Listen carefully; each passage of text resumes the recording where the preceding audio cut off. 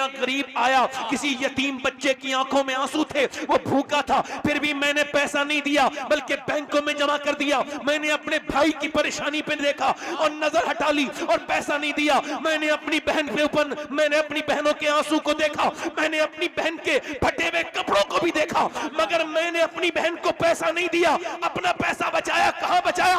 Invest किया। कहां लगाया? अपने प्लॉट खरीद लिए, मैंने जमीनें खरीद ली, मैंने अपने अकाउंट में बैंकों में जमा पैसा कर दिया। तो ये पैसा बच गया? नहीं नहीं नहीं मेरे भाई, ये तेरा पैसा नहीं बचा। फिर कौन सा पैसा बचा? अल्लामा आयशा फरमाती है कि अल्लाह के रसूल ने बकरा ज़िबा किया और फिर अल्लाह के रसूल ने उसको बंटवा दिया। फिर घर तशरीफ लेकर के आए और पूछा, आयशा कितना बचा? मैंने अर्ज की, या रसूल अल्लाह, एक कटोरे में चंद बोटियां थी, ये बची। हुजूर ने फरमाया, ये नहीं बचा, बचा वो है जो अल्लाह की राह में खर्च हो गया है। तो बचा वो नहीं है जो तेरी जमीन में लगा है, बचा वो है जो तेरी बहन के आंसू पोंछने में काम आ गया है। बचा वो नहीं है जो तूने अपनी प्लॉट खरीदने में इन्वेस्ट किया है। बचा वो है जो किसी यतीम के आंसू पोंछने में काम आ गया है। बचा वो नहीं है जो तूने अपनी बैंक में जमा करके रखा है। बचा वो है जो तूने मदरसे में लगाया है, जो तूने अल्लाह के घर मस्जिद में लगाया है।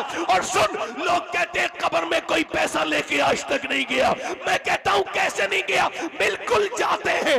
अल्लाह वाले बाद में जाते हैं, उनका पैसा कब्र में पहले चला जाता है। 90 ज्यादा 90 पड़ जाएंगे, यानी माँ भी भाई थोड़ा सा माइक में गूंज कम करें। वैसे तो मेरी आवाज ही ठीक नहीं है, आपका माइक बहुत अच्छा है और इसको थोड़ा सा और अच्छा कीजिए ताकि मेरी बेकार आवाज पर ये अच्छा आपका माइक काम करे। मैं हमेशा बात उल्टी करता हूं, आप इसको अपने हिसाब से सीधा कर लीजिएगा। तो मैं आपसे अर्ज कर रहा था, वो जो लोग खड़े हैं मेरे भाई इधर लाइन में, बड़े बड़े नौजवान, बड़ी आपके लिए दुआएं, आपके लिए हमने सफर लंबा किया है, आए हैं आप ही को समझाने के लिए। अगर करीब आ जाएंगे तो आपके लिए बड़ी दुआएं, अगर करीब आके बैठेंगे तो। और इधर जो लोग इधर खड़े हैं औरतों वाली साइड में, बेटे आप में से जितने मर्द हों वो इधर आ जाएं, इधर मर्द औरतों की तरफ ना जाएं, इधर आ जाएं बेटे, बड़ी मेहरबानी, माशाल्लाह। बताइए, हमारे जलसों में अभी लोगों से बैठना तक नहीं आता। आप दूसरों के जाके देखो जलसे, कोई बेतरतीब नहीं मिलेगा वहां पे। सही बात, सही बात। हमारे यहां तो शोर शराबा, हल्ला गुल्ला, ये सब। हुजूर की जिक्र अगर ये है तो इसे ऐसे ही सुनो जैसे हुजूर का जिक्र सुना जाता है। बेशक। हमारे नकीब अहले सुन्नत, हमारे बड़े भाई और बड़े ही मुशफिक मेहरबान और बड़े कामयाब हिंदुस्तान के नकीब जनाब कारी हसन रजा साहब बरेली शरीफ, ये बड़ी अच्छी निजामत करते हैं, आपने उनको सुना। मैं अपनी बात यहां से शुरू कर रहा हूं कि मैं अभी यहां से जाऊंगा तो एक जनाजा मुझे पढ़ाना है जाकर के इलाहाबाद के करीब, कल जुमे के बाद। मेरे एक मदीने के साथी के करीबी इंसान थे, अभी मेरी उनसे 18 दिन पहले मुलाकात हुई थी, बिल्कुल ठीक ठाक थे। आज सुबह उन्होंने फजर की नमाज भी पढ़ी थी, मगर फिर जोहर तक वो जिंदा नहीं थे। हो सकता है ये मेरी जिंदगी की आखिरी तकरीर हो रही हो सकता है ना भाई? देखो, बड़े ध्यान से जवाब देना आप, क्योंकि आपके ना कहने से कोई मेरी उम्र बढ़ेगी नहीं, और अगर आप कह दोगे और मैंने मर जाना है तो मैं उम्र नहीं बढ़ेगी, और अगर आप ना कहेंगे तो ऐसा नहीं मैं मर जाऊंगा। नहीं, आपके कहने से फर्क कोई मुझ पे पड़ेगा, मगर आप इसको मान के चलो कि हो सकता है कि ये मेरी जिंदगी की। तो ईमानदार से अगर मैं इंसान का बच्चा हूं तो मुझे तकरीर ऐसी ही करनी चाहिए कि अगर ये मेरी जिंदगी की आखिरी तकरीर बन जाए तो लोग इसको याद करके दुआ करें कि या अल्लाह, वो जो बंदा मरा है अच्छी बातें करके गया था उसे बख्श देना परवरदिगार। चलो ठीक है, ये तो एक तरफ की बात होगी। अब दूसरी तरफ की बात, अगर ये मेरी आखिरी तकरीर हो सकती है तो इस महफिल में कोई बंदा ऐसा हो सकता है जो आखिरी तकरीर सुनने आया हो। जी जी जी जी, बेशक। कभी आपने देखा किसी बेनमाजी को? कि उसको मरने से पहले किसी ने बताया हो कि भाई तौबा कर ले, कोई फरिश्ता आया हो कि तौबा कर ले। अगर बेनमाजी मर गया तो अल्लाह के रसूल फरमाते हैं बेनमाजी जब मरेगा तो उसको इतनी प्यास लगेगी, इतनी प्यास लगेगी 7 समंदरों का पानी भी पी ले तो उसकी प्यास नहीं बुझेगी। जो अल्लाह के सामने सजदा नहीं करता है बेनमाजी वो है। अब वो कयामत के दिन जब मरेगा दुनिया में तो वो मरेगा प्यासा होके, जलील होके, चाहे वो कोई भी हो, चाहे वो किसी दर्जे का हो, चाहे उसका कोई नाम हो, इससे कोई फर्क नहीं है। मगर आजकल के जमाने के कुछ लोग पीरों के हो गए मुरीद और हमारे अंदर से निकल गया खौफ, तू मेरे साथ उठेगा, मेरा मुरीद है और बस तुझे कोई मतलब नहीं पीर साहब को। अब वो चाहे नमाज पढ़ता हो कि नहीं पढ़ता हो, पीर की जबान से ये नहीं निकलेगा कि हुजूर ने क्या फरमाया है। नहीं नहीं, अपनी बात चलाते हैं, तुम मेरे साथ उठोगे, तुम मेरे मुरीद हो। अब मेरी तरफ देखो, इंसान को ये कौन सा ईमान है उसका कि वो अजमेर चला गया मगर अजमेर में उसने नमाज नहीं पढ़ी। वो 600-700 किलोमीटर सफर हज वो करने गया उर्स पर। अब मुझे बताइए, उलमाए अहले सुन्नत बैठे हैं, मुझे आप बताएं कि कितने उर्स मिला के एक फर्ज नमाज के बराबर हो सकते हैं। इधर देखिए, कितने अरास जमा किए जाएं हसन भाई, तो कितने अरास एक नमाज फर्ज के बराबर हो सकते हैं। अल्लाह, इंसान अगर पूरी जिंदगी उर्सों में काटे जी और वो नमाज ना पढ़े तो बताओ क्या उसके लिए कोई फायदा होगा? नहीं जल्दी बोलो। नहीं नहीं नहीं, नहीं। उर्स फायदे की चीज है, बरकत की चीज है, फैज की चीज है, मगर उनके लिए जो नमाजी हैं, जो परहेजगार हैं, उनके लिए तो है। अब जो नमाज पढ़ी नहीं रहे, अब वो अजमेर शरीफ चले गए, वो कलियर शरीफ चले गए, यहाँ चले गए, अब गरीब नवाज के पाँव में छाले पड़ रहे हैं, फूट रहे हैं, फूट रहे हैं, पड़ रहे हैं। किसी ने कहा ए हिंदल वली अताए रसूल, ए मोइनुद्दीन हसन, पाँव में छाले पड़ गए, अब तो आपके पाँव में जख्म है, चलना मुश्किल है, ना चलिए।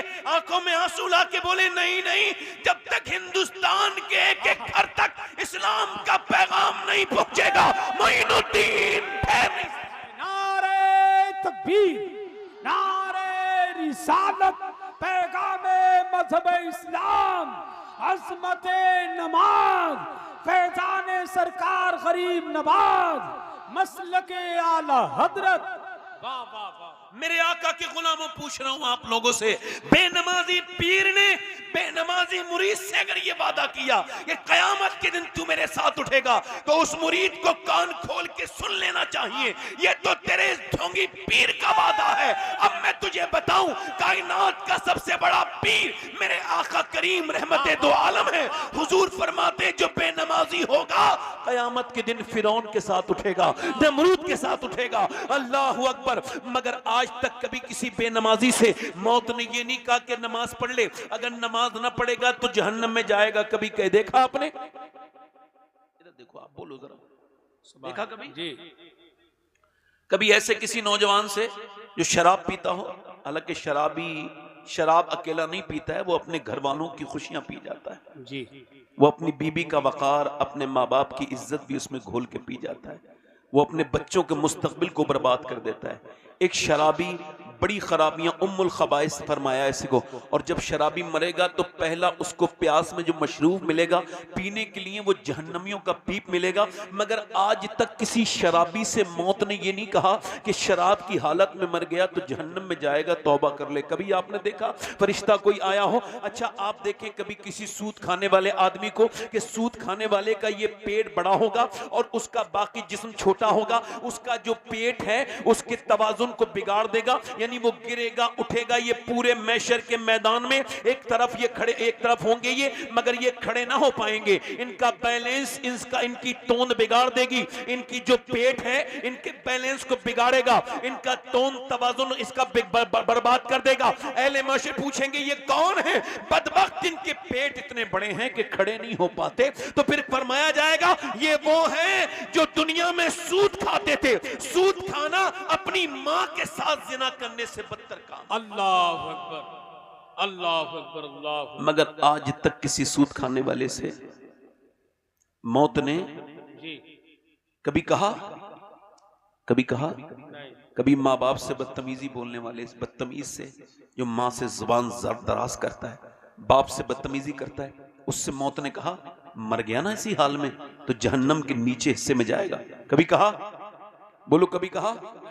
अब देखो अपने स्टेटस पे लगाना, अगर चाहो तो अपने घर पे लिखवा लेना, चाहो तो दुकानों पे बैठते हो तो दुकानों पे लिखवा लेना, चाहो तो अपने दिल पे लिख लेना, चाहो तो अपने मोबाइल की स्क्रीन पे लिख लेना। मेरे सैयदना शेख मुहियुद्दीन अब्दुल कादिर जीलानी का ये फरमान, गौसुल आजम फरमाते हैं मौत तुझे हाल बदलने नहीं देगी। पूरा मजमा मेरे साथ ये गौसुल आजम का कौल दोहराए, मौत तुझे हाल बदलने नहीं देगी, जिस हाल में मरना चाहता है उसी में जीना शुरू कर दे। जी, जिस हाल में मरना चाहता है उसी हाल मौत तुझे जी हाल बदलने नहीं देगी।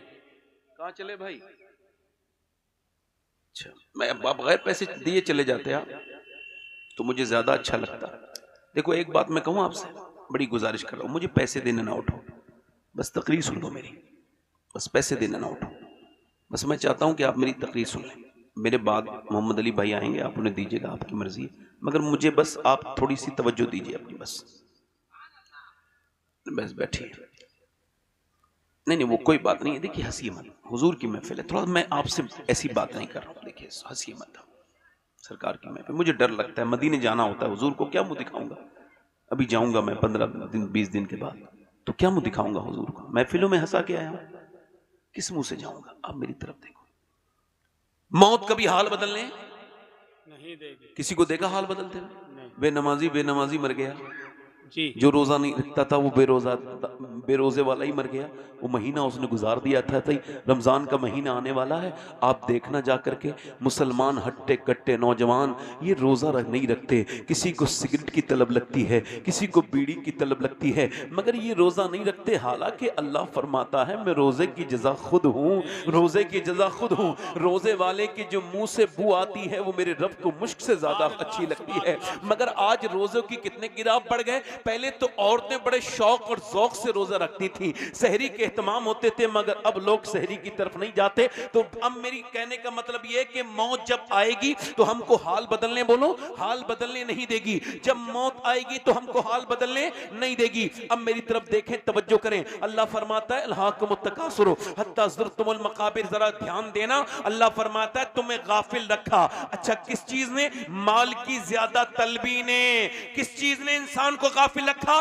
बस दौलत सुबह शाम, रात दिन सुबह शाम, बस माल किसी तरह का भी हो, हलाल हो या हराम हो, बस हमको चाहिए। उसके बाद जरा गौर तो करो, अल्लाह के रसूल फरमाते हैं अगर इंसान को अगर अल्लाह ताला एक जंगल भर के सोना दे दे, कितना जंगल? एक जंगल भर के सोना दे दे, तो ये उस जंगल को जो है वो ठिकाने लगाएगा, दूसरे दिन दूसरा जंगल तलाश करने निकल जाएगा। अल्लाह के रसूल फरमाते इंसान को अगर इंसान की जब उम्र बढ़ती है तो उसकी दो ख्वाहिशात भी बढ़ती हैं, यानी उम्र के साथ दो ख्वाहिशें उसकी जवान होती हैं। वो बूढ़ा होता है, दो ख्वाहिशें उसकी जवान होती हैं। पहली ख्वाहिश है ये जीने की तमन्ना और आरजू, और दूसरी ख्वाहिश है इसके पैसे की तमन्ना, यानी ये दोनों चीजें जवान होने लगती हैं। इंसान क्या समझता है कि मैं जो हूं ना वो पैसा बचा रहा हूं, ना मैंने मदरसे में दिया, ये मेरा पैसा बच गया। बोलो यही तो समझते हैं ना लोग, मैंने मदरसे में नहीं दिया बच गया, मैंने मस्जिद में नहीं दिया बच गया, मैंने किसी मदरसे वाले को नहीं दिया बच गया, मेरे ही बचा वो है जो अल्लाह की राह में खर्च हो गया है। तो बचा वो नहीं है जो तेरी जमीन में लगा है, बचा वो है जो तेरी बहन के आंसू पोंछने में काम आ गया है, बचा वो नहीं है जो तूने अपनी प्लाट खरीदने में इन्वेस्ट किया है, बचा वो है जो किसी यतीम के आंसू पोंछने में काम आ गया है, बचा वो नहीं है जो तूने अपनी बैंक में जमा करके रखा है, बचा वो है जो तूने मदरसे में लगाया है, जो तूने अल्लाह के घर मस्जिद में लगाया है। और सुन, लोग कहते हैं कब्र में कोई पैसा लेके आज तक नहीं गया, मैं कहता हूं कैसे नहीं गया, बिल्कुल जाते हैं। अल्लाह वाले बाद में जाते हैं, उनका पैसा कब्र में पहले चला जाता है। नारे तकबीर।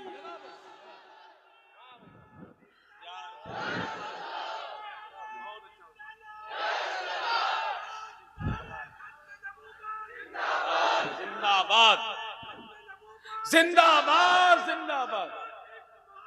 आला हजरत आला हजरत सुभान अल्लाह सुभान अल्लाह। बहुत अच्छा हजरत, बहुत पैसा कौन सा बचा है? बताओ कौन सा बचा? वो कितने अमीर अमीर लोग, कितना गरीब है वो इंसान जो अपनी बहनों पे खर्च नहीं करता। जी नहीं मालो जर से तवंगरी, जी, वो सखी है जिसका हो दिल गनी। क्या बात है। उसे कोई कैसे अमीर कहे जो अमीर दिल का गरीब है। क्या कहने दे। कितने माल वाले मैंने गरीब देखे वाह हैं। वाह।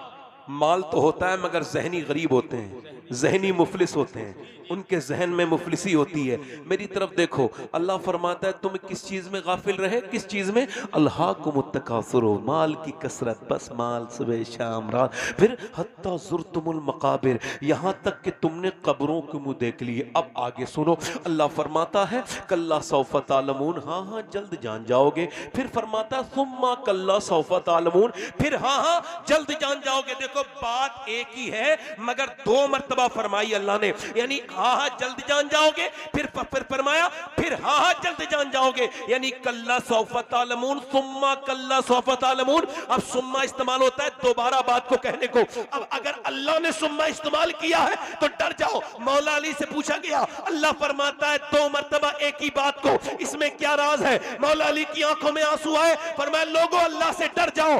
एक मर्तबा कब्र में जानोगे, एक मर्तबा हश्र में जानोगे, एक मर्तबा कब्र में हिसाब दोगे, एक मर्तबा बेशक बेशक हक है। आज कर्जा लेके तो समझते हैं कि देना ही नहीं कर, जी जी, लेते वक्त तो ऐसे बनते हैं बिल्कुल मजबूर, और दे दे वक्त रुला देते हैं जिसने दिया है पैसा उसे। वो कहता है यार खुदा के वास्ते, ऐसा लगता है इसका इस पे कर्जा है। जी सही बात। वो बन जाता है सेठ, वो यार भाई मेरे पैसे दिए थे। जो इस नियत से पैसा लेके नहीं दूंगा वो कर्जा नहीं ले रहा है, चोरी कर रहा है। जी जी जी जी, क्या कर रहा है बोलो? चोरी कर रहा है। क्या कर रहा है? चोरी। और वो चोर है, इस्लामी हुकूमत में उसके हाथ काटे जाने चाहिए। जी, जो इस नियत से कर्जा ले कि मुझे देना कभी नहीं है। आज कुछ बदबख्तों ने ऐसी बदतमीजी की कि अब जो बेचारा मजबूर है उसे भी लोग कर्जा नहीं देते, क्योंकि वो लोग ने पैसा देना बंद कर दिया। अब बेचारे वो पैसा देते नहीं। मेरी तरफ देखो, मैं आपसे अर्ज कर रहा हूं, इधर देखो, तवज्जो करो। आपने कभी देखा किसी ऐसे आदमी को नहीं मौत हाल बदलने नहीं देगी? मौत हाल बदलने, इधर आप मेरी तरफ देखें, देखिए मेरी तरफ देखें। इस वक्त शैतान ये चाहेगा आप मेरी तकरीर ना सुने, क्योंकि इससे आपकी इस्लाह हो सकती है ना। अगर कोई इब्लीस का यहाँ चेला बैठा भी होगा तो वो उसे उठा के ले जाएगा, कहेगा तू यहाँ क्या कर रहा है, चल मैं तुझे अपने साथ लेके चलता हूँ। हाँ, ये लोग जब फेसबुक देखते हैं ना निकल के जा रहे हैं, तो ये 3-3 घंटे देख लेंगे। इनका दिमाग बिल्कुल बिल्कुल उससे ही सेट है फेसबुक पर, मगर हुजूर की बातें नहीं सुनेंगे। बेचैनी होती है भाई, ये कोई सबके नसीब की बात थोड़ी है। सबके नसीब की न कहीं से दूर है मंजिलें, न कोई करीब की बात है, जिसे चाहे उसको नवाज दे, ये दरे हबीब की बात है। और ये एक शेर आपकी नजर है, ये याद आपकी नजर है कि वो सिमट के राह में रह गई, वो मचल के दर से चिपट गई। वो किसी अमीर की शान थी, ये किसी गरीब की बात है। मैं आपसे अर्ज कर रहा हूं मेरे भाई, मौत मुझे भी हाल बदलने नहीं देगी, आपको भी। अगर आप इसी हाल में मरना पसंद करते हैं तो ठीक है, जीते रहिए। आप बेनमाजी मरना चाहते हैं तो आपकी मर्जी है।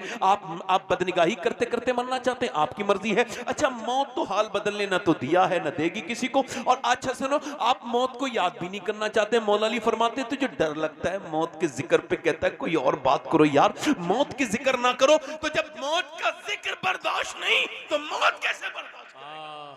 अल्लाह अल्लाह अल्लाह, मौत कैसे बर्दाश्त करेगा? मौला अली फरमाते हैं जो मौत को याद करेगा वो भी मरेगा, जो नहीं याद करेगा वो भी मरेगा, मगर जो याद करेगा आसानी से मरेगा, जो याद नहीं करेगा परेशानी से मरेगा, सख्ती से मरेगा। अच्छा, इस तरफ देखें, मेरी तरफ देखें, मैं आपसे अर्ज कर रहा हूं, कभी मौत किसी को हाल बदलने नहीं देती।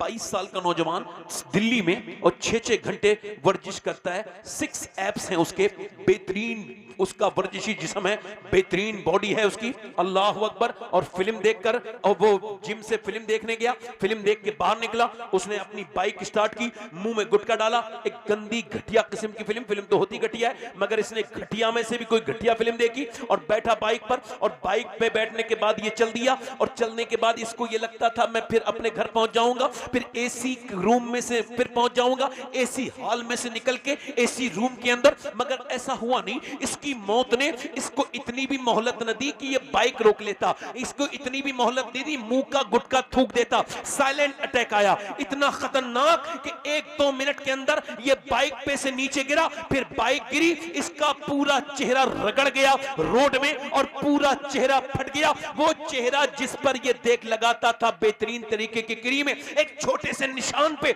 इसको फिक्र हो जाती थी, पूरा गुरूर घमंड खत्म। उसको उठाने के बाद लेके चले गए पोस्टमार्टम हाउस में, और अब पोस्टमार्टम हाउस में क्या होता है, वहां कभी कभी ज्यादा मुर्दे थे तो उस दिन ज्यादा मुर्दे होते हैं, कभी कभी ज्यादा मुर्दे होते हैं तो उस दिन ज्यादा मुर्दे थे। इसको लाइन में लगा दिया गया। अब इसकी यहीं से दुर्गत शुरू हो गई, नाक में से इसकी चल रही हैं कि मक्खियां, और मुंह की तरफ से आती हैं, मुंह से घुसती हैं तो नाक की तरफ से आती हैं। कोई दूर है, कोई सारा घमंड, सारा गुरूर, सारा एटीट्यूड, सारा नक्शेबाजी सब निकाल दी, मौत ने सब खत्म कर दिया। अब इसको क्या किया जा रहा है, पहले सारे कपड़े उतार दिए जाते हैं, मर्द मरे, औरत मरे, बच्चा मरे, अननेचुरल मौत जो भी मरता है उसकी जांच के लिए, उसकी इन्वेस्टिगेशन के लिए, इसके पीएम के लिए यानी पोस्टमार्टम के लिए इसको पूरे कपड़े को उतार दिया जाता है। और फिर इसके पहले ये पहले क्या करते थे, छेनी और हथौड़ी थी उनके पास, उससे काटते थे, मगर अब वो अपडेट हो गए और लगाते हैं ग्लेंडर यहां लगाएंगे, कर्र से पूरा ये फाड़ देते हैं, और ये निकालने के बाद फिर ये फाड़ेंगे पूरा कर्र से, पूरा ये पूरा फाड़ने के बाद अल्लाह अकबर, उसके अंदर से पूरी पसलियां काट देते हैं, फिर वो लगाते हैं अल्लाह अकबर, उसमें टांके लगाते हैं। और उसमें टांके कैसे लगाते हैं कि उसके अंदर मोटी सी सुई है, लगाते हैं बाहर अंदर कट पूरा तार लगाया, और उसके बाद सर में अंदर घुसा और उसमें लगाया, अल्लाह अकबर, सर में पानी जमा होता है क्या, ये सब चेक करते हैं, उसके बाद काली पन्नी में लपेट के भेज देते हैं। मैंने 2018 में अपने एक नौजवान पड़ोसी को गुस्ल दिया था, उसके सर पे मैंने नीचे हाथ डाला तो उसके जो सर था उसके अंदर सफेद हड्डी थी, वो मेरी उंगली पे लगी और मेरी उंगली के अंदर से खून निकलने लगा, मैं रोने लगा। एक साहब ने कहा क्या आपको तकलीफ हो रही है, मैंने कहा नहीं। मेरे आका इरशाद फरमाते हैं कि जब मुर्दे को गुस्ल दिया जाता है, गुस्ल के लिए गस्साल आता है। अच्छा, जब गुस्ल के लिए मुर्दा रखा होता है तो जिनके लिए वो जीता है ना, वो तो उसे हाथ भी नहीं लगाते, बल्कि उसकी अंगूठी भी उतार लेंगे, घड़ी भी उतार लेंगे, कपड़े भी उतार लेंगे, और फिर वो उनके लिए डरोना बन गया। यही इमाम साहब कभी कोई नेक होते हैं तो आगे बढ़ जाते हैं, या फिर कोई नहलाने वाला आगे जब आता है, गस्ल देने वाला गस्साल, तो मुर्दा कहता है मेरा हाथ आराम से उठा, तेरे हाथ उठाने से मुझे तकलीफ होती है। जब लेकर के चलते हैं तो अल्लाह के रसूल फरमाते हैं, वो कहता है मुर्दा, ओ मुझे दफन करने ले जाने वालों, जरा मुझे हल्के हल्के लेके चलो, तुम्हारे पाँव के उठाने से मुझे तकलीफ होती है, तुम्हारे पाँव के उठाने से मुझे तकलीफ होती है। क्या अजीब बात मैं भी करने लगा हूँ कि ये जो तकरीर कर रहा है इस पर भी गुस्ल की कैफियत गुजरनी है, और ये जो सुन रहे हैं सब पर गुजरनी है, मगर अफसोस तो ये है कि ना मैं उस तरह से तकरीर कर पा रहा हूँ जिस तरह से मुझे करनी चाहिए थी,